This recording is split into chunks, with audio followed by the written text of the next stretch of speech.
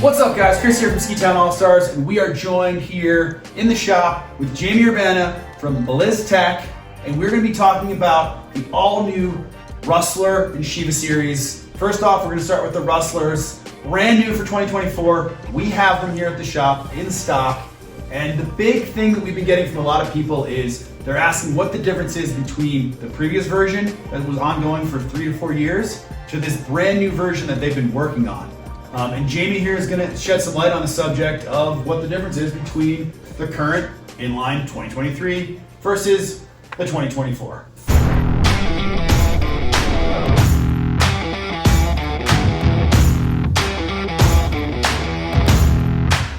I think the big thing here with this whole new launch is this is really an evolution, not a revolution, of what we've known and come to feel with how our Rustler series and Shiva series works within our lineup.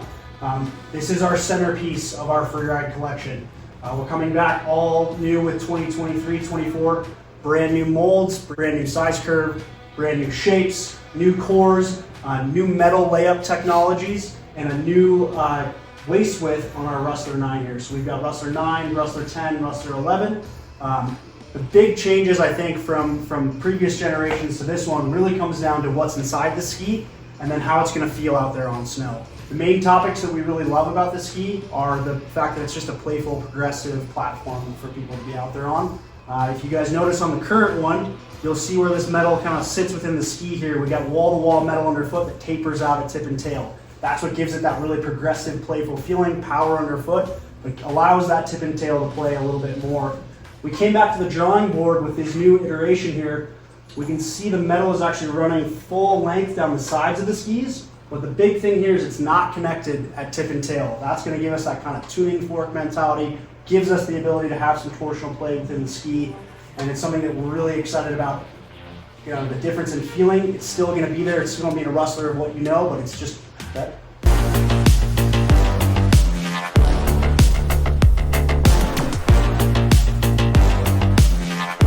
What is the consumer going to feel when they go out on the snow and they do an inline 2023 to next year's? And I think that's the big thing that everyone keeps asking. And what can they expect in this Rustler 10?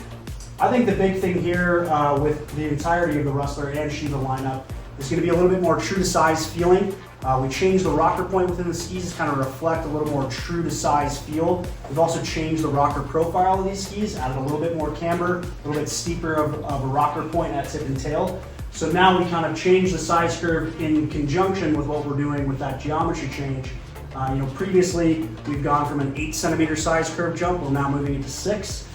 So if you look here, we've got a 174, a 180, a 186. In the 9s and 10s, we've got some big boy sizes, and the 192s coming out.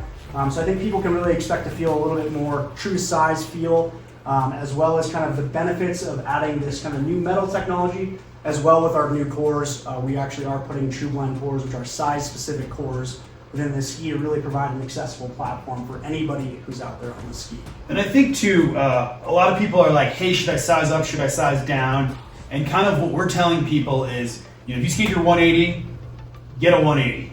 If anything, it's gonna ski a little bit truer to size and a little bit longer. I think that's right. I think the other thing that we kind of, with the change in this flux form, which is what we're actually calling this metal profile on this ski, they do ski a little bit stronger in the tails than ever before. I think that was really a lot of athlete feedback saying, hey, we want to make sure that we're not getting too far back seat, hucking our meat off of a big cliff here. But I think that really trickles down all the way into the more inline sizes, the meat and potatoes of the market here within that 186, 180, 174 range. So I do think it's going to ski way more true to size than ever before.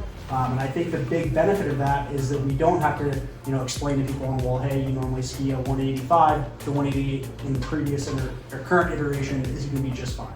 Yeah. And I think big thing too with this line is, tells me about the waist width, especially in that Rustler 9. We're all looking for that 100 foot sweet spot ski. Previous version was 92 and 94. Yep. And where are we at now?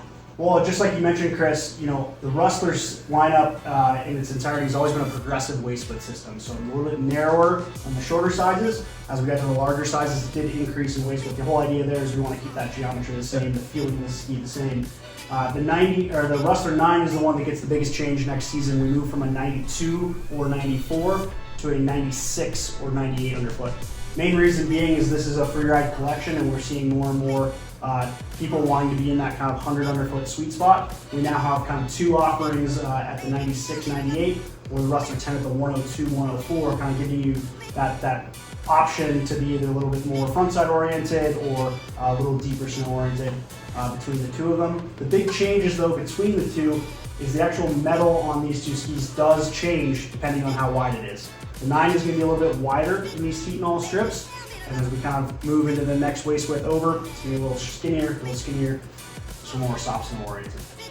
Awesome. So a lot of amazing improvements. We've had them out. We were at the demo last week.